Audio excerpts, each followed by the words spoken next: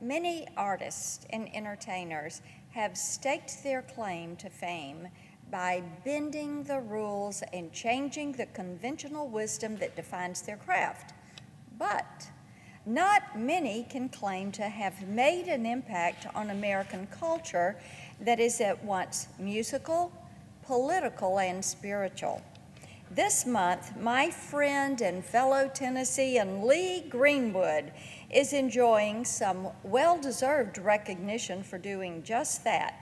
Next week, he will celebrate the 40th year of one of the most significant and successful careers in country music history.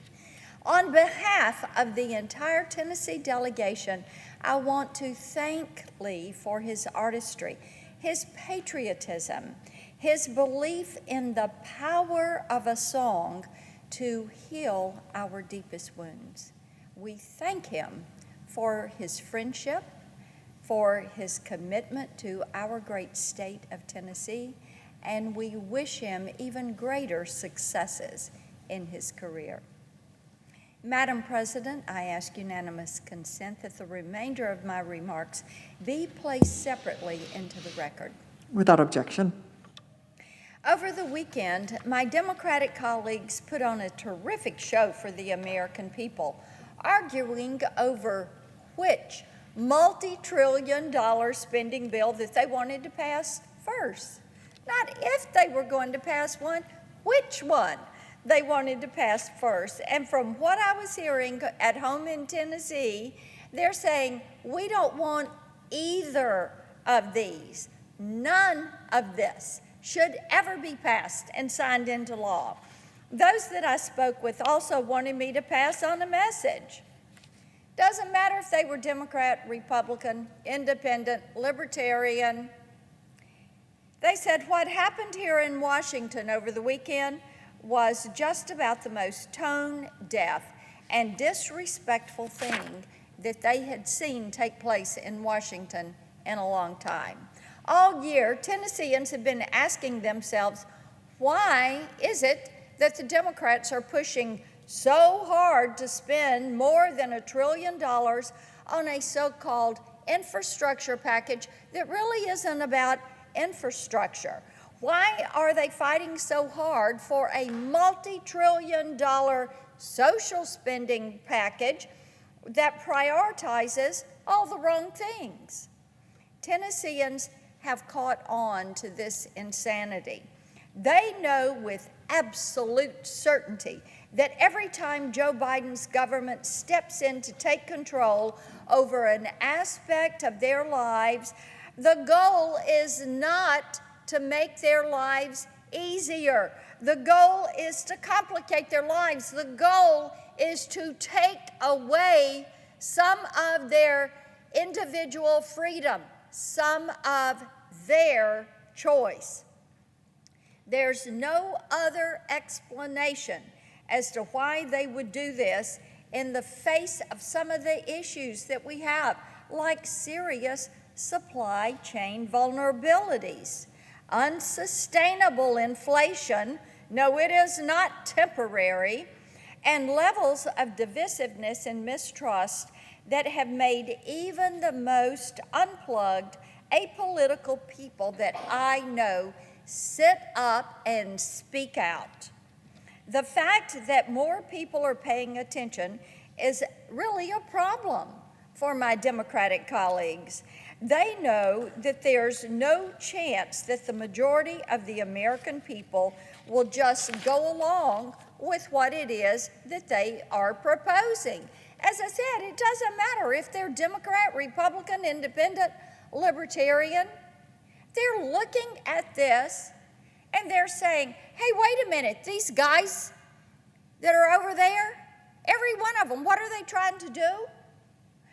They are trying to drive this socialist agenda, tear down our institutions, and build it back as a socialist state, which is exactly why the Democrats are opting for a power grab rather than an honest debate by seizing that control and taking away that freedom, they're slowly but surely setting themselves up to redefine the relationship between the people and the government. Eventually, this will allow the Democrats to destroy our most important institutions and remake them in the image of the grand socialist future that they're so desperate to build. If you can't beat them, and the Democrats haven't been able to beat the people, then what do? They go about, the Democrats, and they just move the goalpost. They've shown this intent time and again over the course of decades, but let's start with more recent events. The federal healthcare takeover destroyed the concept of the doctor-patient relationship and replaced it with layers of bureaucracy and now rationing. Over the past 3 years, my Democratic colleagues have tried multiple times to force through an election takeover bill that would federalize voting. That is right, not local control like you have had, federalizing elections. Intentionally expose conservative donors to an unhinged and violent opposition and make the ballot box vulnerable to fraud. That is what they're trying to do. Earlier this year, we discovered that the Democrats thought that opening up everyone's pocketbook for scrutiny by the IRS would be an acceptable way to pay for their so-called infrastructure package. It's a neat trick. It's also completely and utterly despicable. And people are not buying what the Democrats are selling. They do not want socialism ruling their life. They do not want the United States of America to be a socialist nation. The majority in this chamber have accused the Republicans in this chamber of many things, and most of them untrue.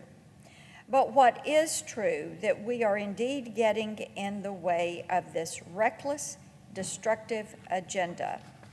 That is because it is our duty to protect this country, to protect our freedoms. Joe Biden and the Democratic Party control the entire U.S. government. That's right. We had an election, and you're in charge. That government has already made it clear that mandate or no mandate, they have their eye on the prize. And that prize is to take away your freedom, give that over to the government, and leave you living in a socialist nation. All it will cost is all of your money, all of your principles, all of your freedom. That's right. That is the future that they, the Democratic Party, envision for you and your family. They, the Democratic Party, making all the decisions. They, the Democratic Party, winning all the elections because they federalize them and they let the federal government decide who wins, with them in charge.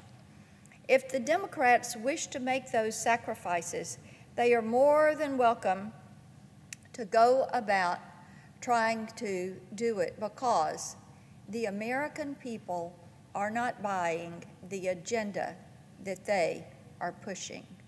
Every day I talk to Tennesseans. What they want? Freedom.